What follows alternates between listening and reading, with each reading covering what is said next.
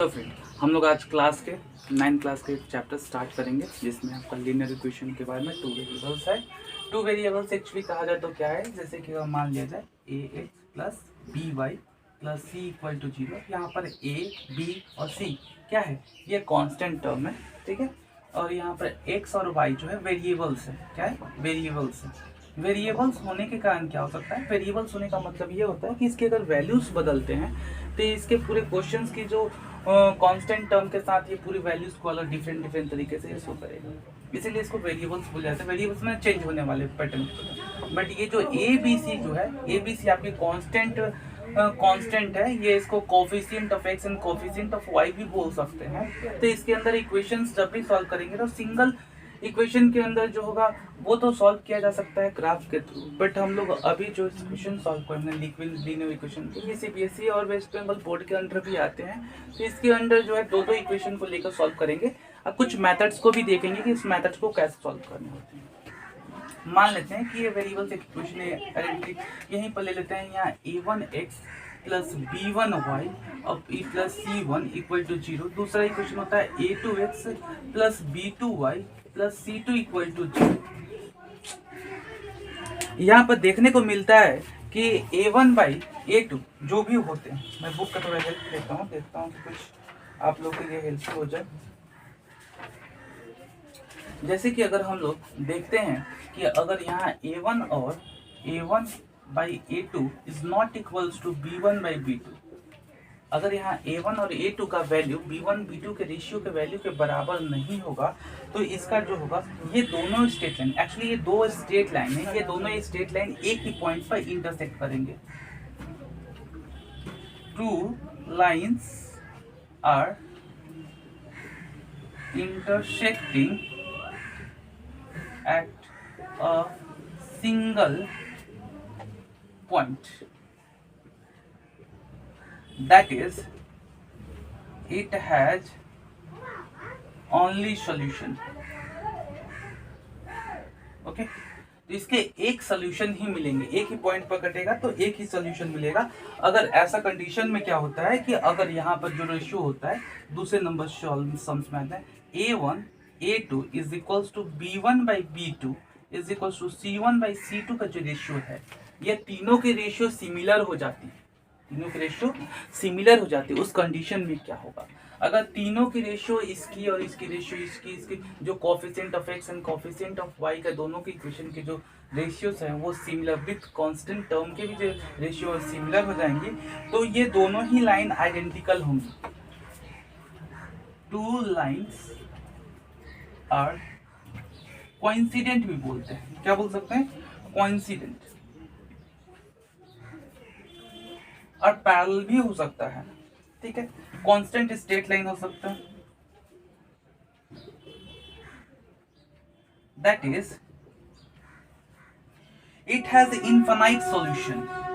It has infinite solution.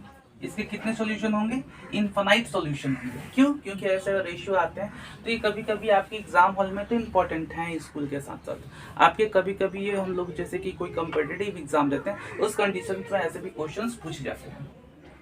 तो इसको अगर अभी स्टार्टिंग से समझ के रखते हैं तो हमें फर्दर कभी ना कभी समय के साथ साथ ही हमें बहुत ज़्यादा इंपॉर्टेंस इसको देखने मिलता है। a1 by a2 is equals to b1 by b2 is not equals to c1 by c2। इस कंडीशन में क्या होगा, ये टू लाइंस आर कोइंसिडेंट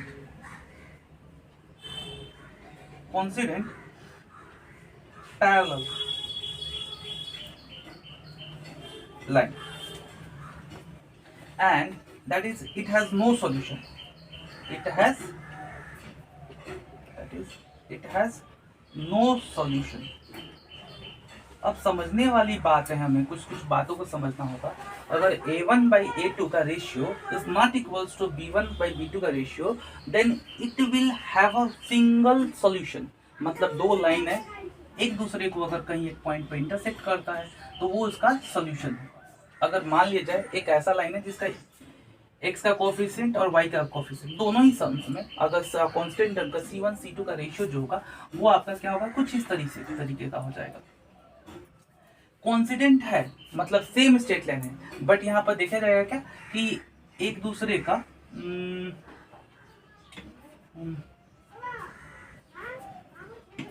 एक ही लाइन है। क्या है? एक ही लाइन है, मतलब एक ही लाइन के ऊपर, जैसे कि बताऊंगा इसका एग्जांपल क्या है।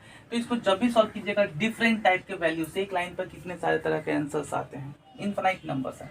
अगर यहाँ पर जो है दोनों का रेशियो एक coefficient of x and coefficient of y का रेशियो जो सिमिलर तो होगा, बट कांस्टेंट टर्म का जो रेशियो होगा वो सिमिलर नहीं होगा। इस केस में क्या होगा, इस केस में होगा कि दो लाइन है आपका पैरेलल है। अब यहाँ पैरेलल कंडीशंस में हम कितने लाइंस का हम सॉल्यूशन निकालेंगे, इसका सॉल्यूशन निकलेगा नहीं जब तक ये दोनों एक दूसरे को इंटरसेक्ट नहीं करता, तब तक इसके कोई सॉल्यूशन जनरेट ही नहीं होंगे।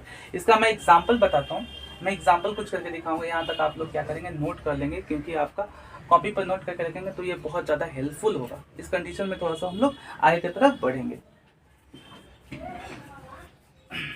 इसको मैं इरेज करता हूँ और दिखाऊंगा कैसे क्या होता है, एक एक लाइन करके दिखाता हूँ मैं। यहाँ आपको पूरा ओवरबोर्ड दिख रहा होगा, तो मैं दिखाता हूँ कुछ एग्जांपल्स के तौर पर। अगर मान लेते इस सम्स को लेकर मानते हैं x plus Y plus equals to 20 होता है, और दूसरा हो जाता है 10x plus 5y equals to 140 हो जाता है। यहाँ पर कुछ नहीं है, मतलब 1 है, यहाँ पर भी कुछ नहीं है, इसका मतलब क्या है, दिस द वैल्यू इज 1। ठीक है, that means the ratio is the coefficient in the first equation, the coefficient of x is 1, and the second equation the coefficient of x is 10. And as well in the coefficient of y in the first equation is 1 and coefficient of y in the second equation is 5. That means 1 by 10 is not equals to 1 by 5. That means it is not equal equations ratios. That means it has a only solution. This equation has a only solution. इसका क्या होगा, only solution होगा, correct. फिर next वाले problem में आते हैं, इसको लेकर अगर हम लोग सपोज करें कि यहाँ पर 2x plus 3y is equals to 28 होता है, और 4x plus 6y is equals to 56 होता है। The coefficient of first term, let me forget it, क्या बोला मैंने, two lines are coincident, two lines are coincident. तो कांस्टेंट कैसे होगा, अगर 2x plus 3y is equals to 28 है, अगर हम लोग सिमिलरली इस तरीके से हम थोड़ा सा निकाल ले, इसका कुछ कॉमन पोर्शन निकाल के देखते हैं क्या होता है। 2x plus 3y is equals to 56 and 2x plus 3y is equals to 56 by 2, that means 28। 2x plus 3y is equals to 28. If we are observing the first equation which is similar to the second equation, that means it has an infinite solution because two lines are coincident. Okay, so it has infinite solution. Okay, मैं example के साथ आपको describe कर रहा हूँ। Okay, अगर कुछ को प्रॉब्लम हो, कुछ भी हो, तो आप डेफिनेटली आप मेरे को कमेंट में बता सकते हैं, मुझे कमेंट बताएंगे, उस हिसाब से मैं वीडियोस बनाता रहूँगा। आगे चलता हूँ दूसरे सम्स की तरफ। यहाँ पर देखता हूँ 4x, ये 3 नंबर एग्जाम्पल के लिए है। 4x plus 3y is equals to 28 and 2x plus 3y is equals to 24। Okay, यहाँ पर ऐसे है। इस सम्स को क्लियर करने के लिए क्या होता है, इस सम्स को क्लियर करने के लिए मैं यहाँ से इरेज करता हूँ, मे भी दिख नहीं रहा होगा आप लोगों को, तो मैं ये वाला फर्स्ट इक्वेशन को थोड़ा सॉल्व करके आपको समझा देता हूँ यहाँ से। ठीक है, यहीं पे समझाता हूँ, ऊपर में ही समझा देता हूँ आपको। ये जैसे सम्स है यहाँ पे लिख लेता हूँ 3 नंबर एग्जाम्पल के लिए आपका 4x plus 3y is equals to 28 and 2x plus 3y is equals to 24। Okay, तो